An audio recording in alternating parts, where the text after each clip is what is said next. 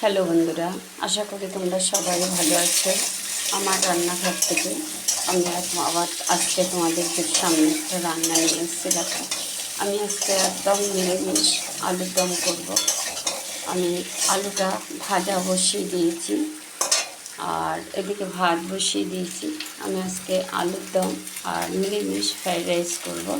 তোমরা দেখতে থাকো। আমি আলুটা বসিয়ে দিয়েছি ভাজা, আর এখানে আদাটা আমি করে নিয়েছি, ঘষে নিয়েছি। এবার আমি এর মধ্যে জিরে, আদা আদা জিরে আর শুকনো লঙ্কা সব কিছু আমি এর মধ্যে মিক্সড করে নেব, মশলা তৈরি করে নেব। মিক্সি জারের মধ্যে আমি একটা টমেটো নিয়েছি মাঝারি সাইজের, 1 চামচি হলুদ, 1 চামচি জিরে, 1 চামচি লঙ্কা গুঁড়ো নিয়েছি। এটা আবার মিক্সিতে আমি ঘুরিয়ে আনবো। আমার আলুটা ভাজা হয়ে গেছে, একদম লাল লাল করে ভেজে নিয়েছি। এবার আলুটা আমি তুলে নেব। আমি ফোড়নে দিয়ে দিলাম তেজপাতা আর সাদা জিরে। এবার ফোড়নটা ভাজা হয়ে গেলে আমি যে মশলাটা করে এনেছি মশলাটা দিই। আমি এর মধ্যে 1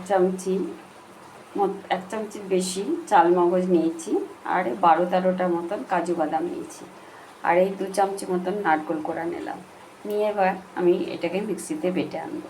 এদিকে মশলাটা কষা হচ্ছে, এদিকে আমি এটা বেটে নিয়ে আসি। মশলাটা খুব সুন্দরভাবে কষানো হয়ে গেছে। এবার আমি চাল মগজ, নারকেল, কাজু বাদাম বেটে এনেছি, এটা আমি দিয়ে দেবো। আমি একটু চিনি দিয়ে দিলাম, দেখো পুরো তেল ছেড়ে দিয়েছে। এবার আমি আলুগুলো দিয়ে দেবো। আমি আলু দিয়ে দিচ্ছি, দিয়ে এবার একটু কষিয়ে নিয়ে আমি জল দিয়ে দেবো। দেখো কষানো হয়ে গেছে খুব সুন্দরভাবে। এবার আমি গরম জল করে নিয়েছি, এবার গরম জলটা দিয়ে দেবো। তোমরা এরকম কাজু বাদাম, চাল মগজ, নারকেল দিয়ে করে খেয়ে দেখো, খুব সুন্দর লাগে খেতে। এটা তোমরা ফ্রাইড রাইস দিয়েও খেতে পারো, ভাত দিয়েও খেতে পারো, রুটি, পরোটা, লুচি সব কিছুই দিয়েই খাওয়া যায় এটা।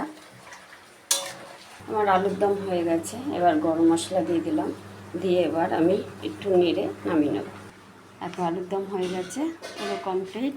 কি সুন্দর দেখতে লাগছে। তোমাদের যদি ভালো লাগে আমার চ্যানেলটাকে সাবস্ক্রাইব করো, লাইক করো, শেয়ার করো। আজকে রাখছি, আবার কালকে অন্য কোনো রেসিপি নিয়ে আসবো।